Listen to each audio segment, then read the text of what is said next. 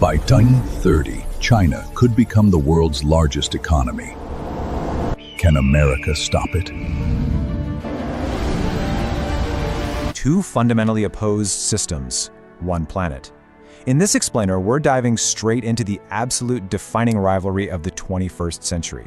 It's an unprecedented collision course, setting the stage for a massive, high-stakes battle over global power, technology, and the entire future of global trade. Okay, so in one corner we have the United States, the established, unquestioned democratic superpower that essentially forged the 20th century. And in the other corner, China, the architect of literally the most explosive, dramatic economic miracle in all of recorded human history. So how exactly does a deeply isolated nation rise up to challenge the global hegemon? Well, the sheer velocity of this shift is just staggering. Think about it. 1949, complete and utter isolation. 1978, a radical economic pivot. 2001, absolute dominance in global trade. And then 2012 marks the era of the fully realized rising dragon. That's 4 massive paradigm shifts that completely rewrote the world order in a matter of decades. But listen, to really comprehend the scale of this miracle, we have to look at the ashes it grew from. Following what's historically known as the Century of Humiliation, China in 1949 was fractured. It was deeply, desperately impoverished. A highly rigid state system kept a vast population locked in extreme poverty, just entirely cut off from global prosperity. Then comes 1978. This is arguably the ultimate turning point of the late 20th century. A 74-year-old pragmatist named Deng Xiaoping takes control.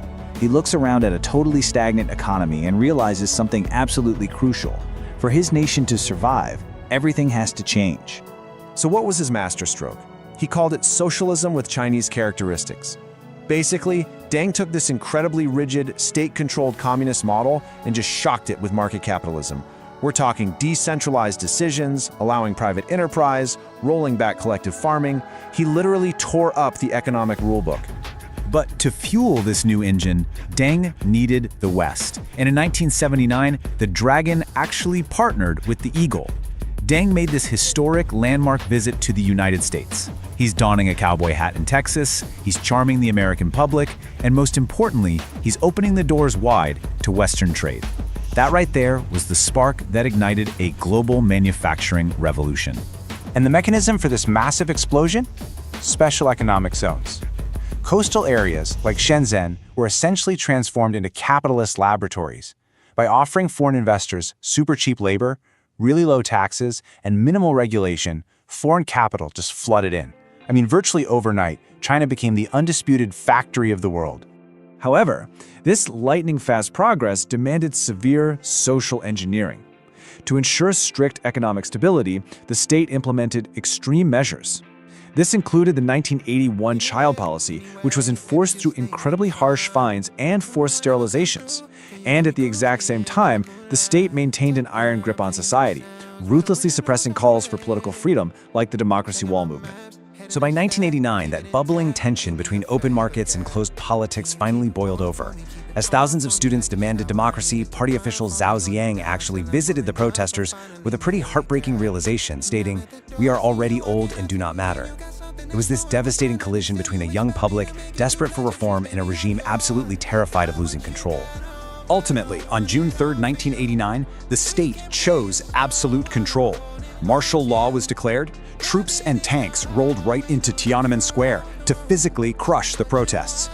Now, this military crackdown produced that incredibly defiant, iconic image of Tank Man, but it also plunged China into severe global isolation, which temporarily stalled the Dragon's ascent. Now, this next part is wild. Facing heavy international sanctions, Deng Xiaoping actually doubled down on capitalism during his 1992 Southern tour, resulting in an unprecedented statistical miracle. According to the World Bank, in 1990, over 80% of China lived in extreme poverty.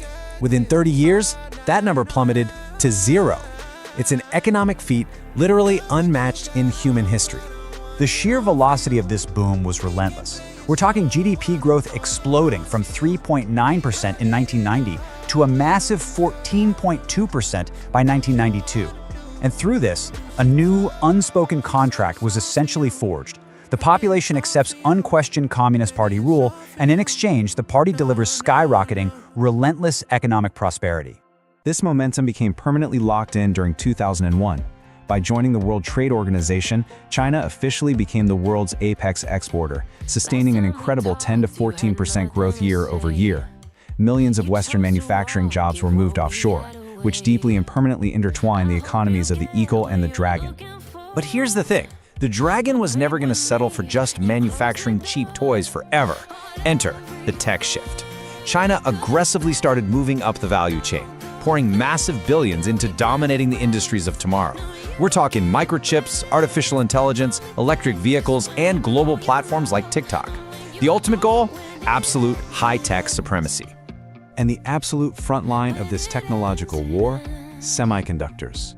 Just look at Taiwan, home to TSMC, the world's most advanced chipmaker. While China uses massive state investment and forced tech transfers to chase tech independence, the stakes couldn't be clearer. Whoever controls these microchips literally controls the digital architecture of the 21st century. Domestically, this high-tech boom fueled a highly sophisticated digital evolution known as the Great Firewall. By relying on continuous mass surveillance and incredibly strict internet censorship, the party engineered a parallel digital universe. It ensures that while the economy stays deeply connected to the globe, political dissent is systematically and completely locked out. Which brings us right into the modern era. In 2012, Xi Jinping assumed leadership of what was now the world's second largest economy. And under Xi, Deng's era of cautious, quiet diplomacy, that vanished. It's been replaced by soaring military assertiveness abroad and unyielding authoritarian control at home, marked very heavily by severe crackdowns and mass detentions in Xinjiang and Tibet. So, we have finally reached the geopolitical climax, the modern standoff. You've got the eagle, relying on a vast network of democratic alliances and global military bases. And you have the dragon, rising on incredible economic leverage, tech dominance, and rapid military modernization. Two heavily armed titans, entirely dependent on one another's economies, yet locked in a fierce, high-stakes battle for global supremacy. And really, it all builds to the defining question of our time. Will the established democratic superpower manage to maintain its global grip? Or will the unprecedented economic miracle of the East rewrite the entire world order? The eagle or the dragon? Who's going to dictate the future of the 21st century?